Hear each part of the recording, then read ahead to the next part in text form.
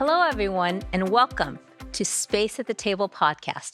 I'm Fong Kushida, President and CEO of the California Asian Pacific Chamber of Commerce.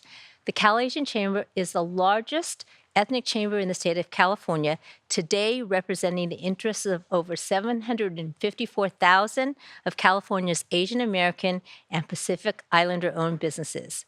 For this episode, we are excited to connect with Ms. Tara Lynn Gray, Director of California's Office of the Small Business Advocate, CalOSBA, and Mr. Sam Murray Holmes, who's the practice lead of Beacon Economics. Welcome, both of you. Thank you for having us. And thank you for being here today. Thank you, Pat.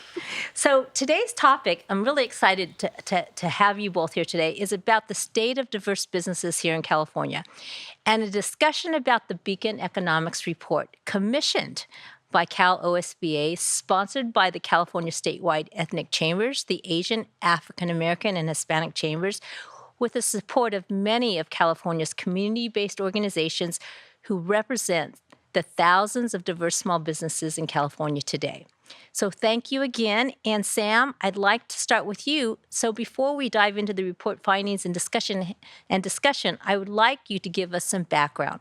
As the report's data lead and author of the state's diverse businesses in California, a little bit about the research project and the data methodology used. Well, I'm happy to dive into it. Thank you, Pat, for the warm introduction. Last year when we started to dive into this problem, we looked around and we said, look, there's an absence of data at the state level, at a lower, more granular geographic level, at industry level, by race. That data simply didn't exist. And it's important, if you're a stakeholder or policymaker, to be able to look and say, what's the state of these diverse small businesses when you're crafting policy or when you're working on things of that nature?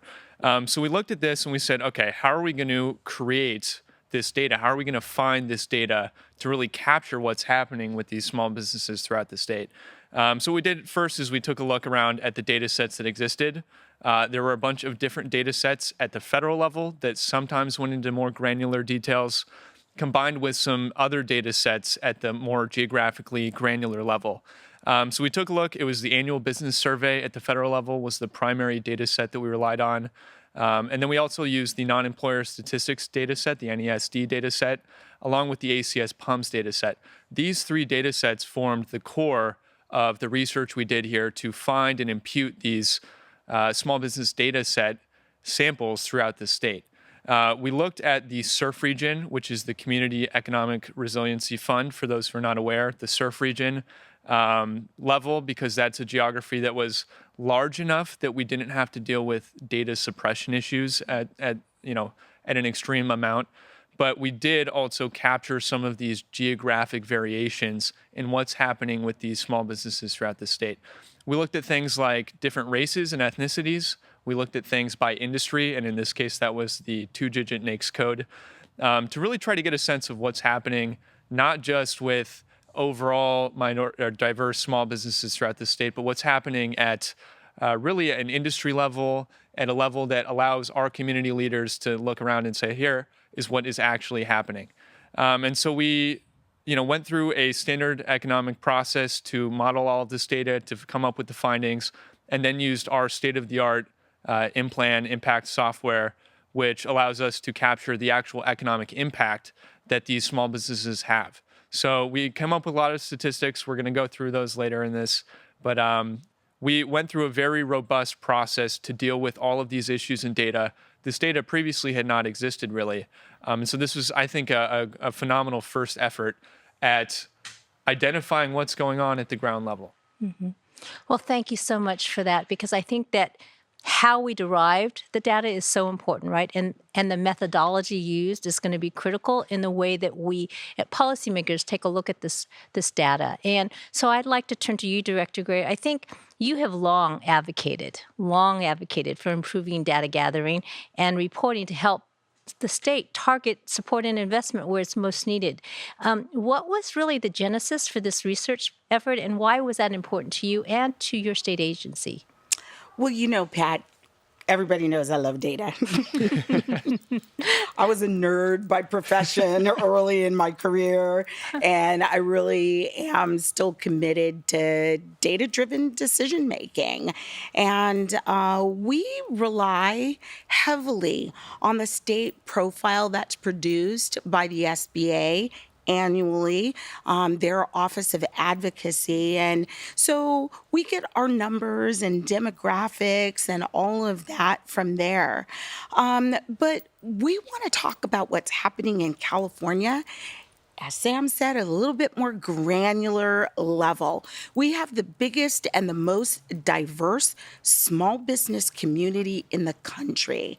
And we don't talk much about what that means in terms of the impact of those businesses on the economy.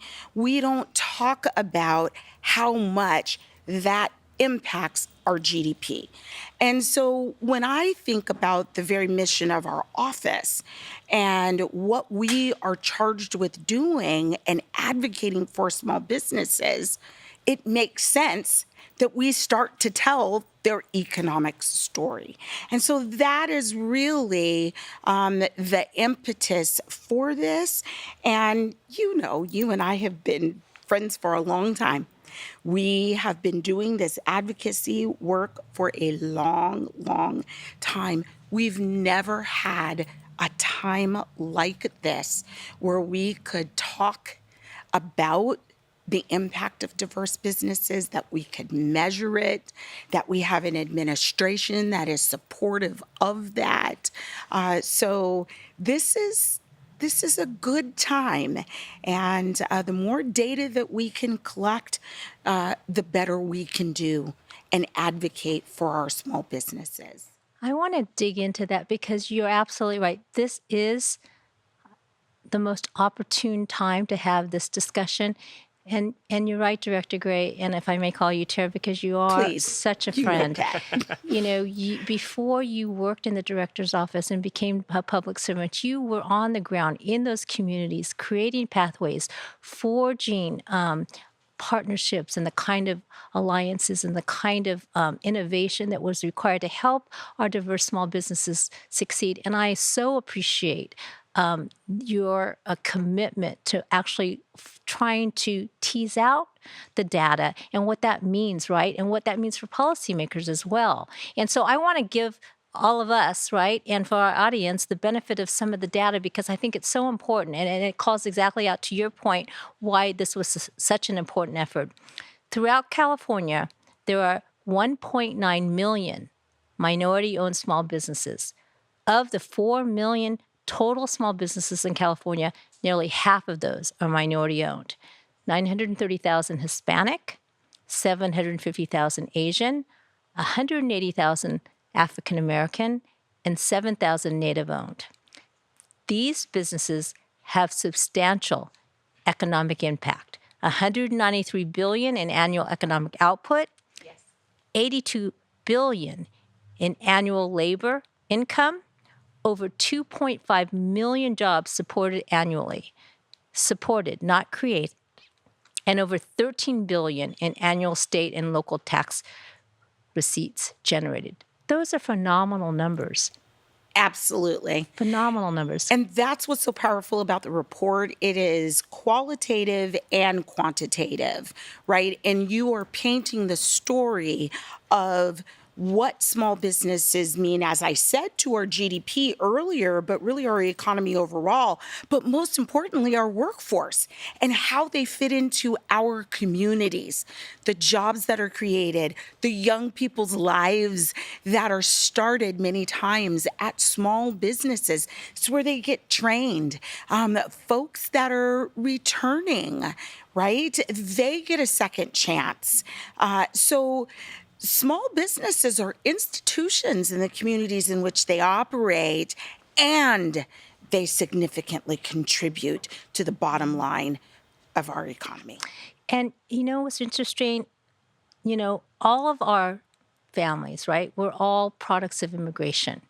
And particularly for our immigrant communities, that story of entrepreneurship, that story of small business, that's what got us to the middle class. that's what helped us really assimilate into California's economy. And so to have a report like this that really calls to take a look at small businesses as an asset to our economy is such an important point. Such an important point. And so, Sam, I wanted to turn to you. Talk about Tara mentioned the qualitative aspect of this. Can you talk a little bit about that? Absolutely. I'm happy to expand on that point from Director Gray. When we approach this topic, again, a very data-heavy topic, to me, data is meaningless without a story and without context. And when you're talking about large numbers like 1.9 million diverse-owned small businesses throughout the state, or the economic output of over 100, and I think it was $180 billion, those numbers are impressive, but I think the narrative behind it is what really gets to the core of why this is important. And so as part of this research, we collaborated with dozens of community partners throughout the state, alongside a lot of larger partners that we've mentioned already, to really try to reach out to these diverse small business owners to get on the ground level and see what their stories are.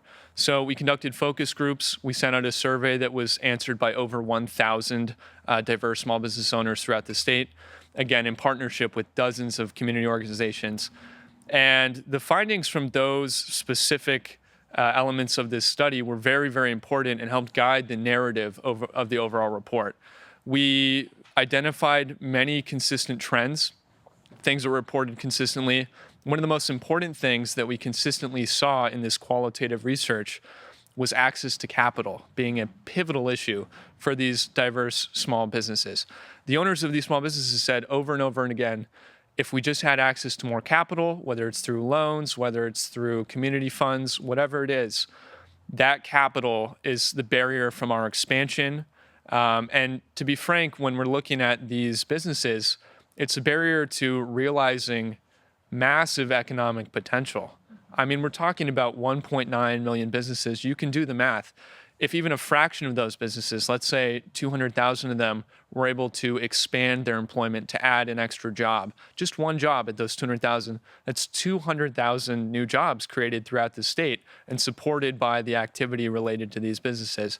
So we were able to capture, again, these more qualitative elements of what's happening with these diverse small businesses. And it really showed, I think, the importance going forward of trying to capture more data and trying to keep an eye on the ground to see what's happening there.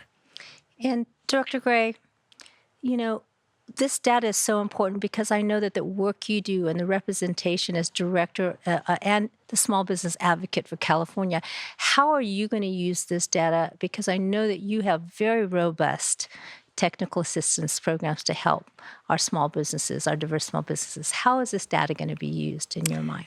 So, I mentioned earlier that we're in a very unique time. And first of all, I want to say that I count it a blessing to be able to do this kind of research and study in the first place. Shockingly, it has never been done before, right? We haven't commissioned a comparable study at any other time prior to now. But I want to underscore in saying that it should not be surprising that the Newsom administration, with its commitment to equity and to representation, would be the first administration to have a small business office put out this kind of data and measure the impact of our small businesses. So I like to start there because without that opportunity, there really isn't a whole lot more that we can say. But I do want to follow up on Sam's point about employment, right? If we could he talked about adding one job. If we could get 5 jobs, right? We could add 18% to our workforce. I think it's about 3.3 million jobs we talk about in the report. If we could get those solo entrepreneurs, right, that are lifting up our economy, the vast majority of those small businesses have 1 to 2 employees. If we could get them to 5 employees, what a boom that would be. How far we could make a dent in the unemployment numbers and the boom that that would be to the bottom line of our economy. And so I think we have a significant opportunity while we talk about business starts, and that's great. Economic developers and those of us that are doing technical assistance and supporting our small businesses, we want to count every start. But I also want to remind us that there is a significant opportunity to grow existing businesses, that access to capital, right? Significant, grow existing businesses. You don't have to have a new start. We can mature somebody that already exists, and what a bigger boom that is to the local economy that is already receiving their services. That access to capital discussion is such an important discussion, and I know that your office is committed to that. And I wanted to have you just highlight for a minute around the SSBCI program, because I think that that's such an important program in terms of the commitment that this administration is making to making sure that there is capital readily available to those very small businesses. Absolutely. Well, the Biden-Harris administration created this program through U.S. Treasury State Small Business Credit Initiative. We're on our second round. California has received $1.1 billion in capital. So the capital is there for our small businesses, and it's there at a critical time. And again, those businesses that have an opportunity to grow, that capital is significant. My office received $25 million to provide very specific capital readiness, a little something about. A little something. Assistance to our small businesses. And we are super excited. On the 25th of this month, we will be launching our technical assistance for capital readiness program. And I think our mesh network, which is something new. We are super excited to launch it and to pull all of these partners that are pulling for our businesses every day, providing financial, legal, and accounting support to them. We are pulling them all together in one network, and the goal is to get 40,000 ready for lending. And when you think about having 4.1 million small businesses, we should be, I think we should be able to do that with the help of phenomenal partners like you, Pat. Well, the ecosystem that you just described and was very intentional about that creation of that ecosystem, because it does, I will say, it does take a village. It does. It does take a village. It takes everybody rowing in the same boat in order to be able to accomplish the goals that we would like to see, that all communities, all small businesses can fully participate in California's economy. I think that's so important. And, Director Ray, as you take a look at the entire report, what stood out to you most? What do you think stood out to you most? What caught your eye the most? Well, I love all of the data points. And, I think I prematurely got to this point. You said it at the top, $193 billion to this economy from our small businesses. I think the thing that stuck out to me the most is what I said just a moment ago. And it's really the impact and the opportunity to grow businesses. It's really about the job numbers. And there's something special, very special about diverse-owned businesses, and especially if I can talk about African-American-owned businesses for just a moment. When we look at salaries, when we look at compensation for small business owners, the average small business owner is paying an employee about $51,000 a year. When an African American owned business gets the capital they need and they are able to scale, they beat that $51,000 a year by $20,000. The average wage that they pay to their employees is $71,000. So aside from being able to create 3.3 million jobs in our economy, if we grow our small businesses, we also uplift. We are creating quality jobs in these small businesses, and that does nothing but advance local economies. And we know that as we look across the state, a lot of times when we talk about diversity, people automatically jump to race and gender, right? But we know when we look at our vast state that there are disaster impacted areas, there are rural areas. Zip code plays a very, very important role in the access to resources that folks have. And that's one of the reasons why I continue to double down and invest, why I'm so grateful to the governor for giving us $26 million in annual permanent funding for our technical assistance network, because now we're serving, we are at 107 support centers now. We had about 80 when I got here. That means there are more communities that are getting access to services than prior to that. So, I mean, I'm proud of those things. And the report just provides the data that again supports the criticality of this investment and really how far it goes. You said it so well, Director Gray, and I think that place-based economic strategy, right? The social economic disadvantaged communities, it doesn't matter if you're rural. It doesn't matter what type of ethnicity you are. What matters is can you access resources, right? Are those resources readily available, right? Do we have the same in our communities, our disadvantaged communities, the same ability to be able to leverage relationships even, right? That networking is so key that a lot of our diverse communities don't have access to.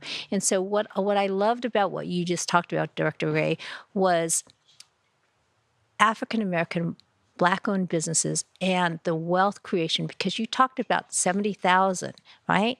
Those are good paying jobs.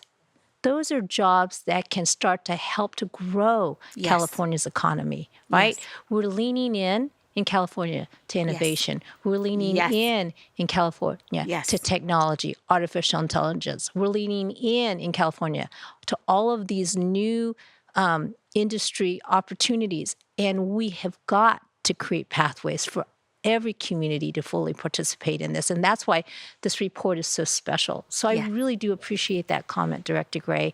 Thank you. Thank you so much for your leadership. So, we would end this with a call to action. And so we know that this report, we don't want it to sit on a shelf necessarily. So Dr. Gray, if you were king for the day, what is your hope for this report? And what is your call to action? Well, my call to action really is get the report in as many hands as you possibly can.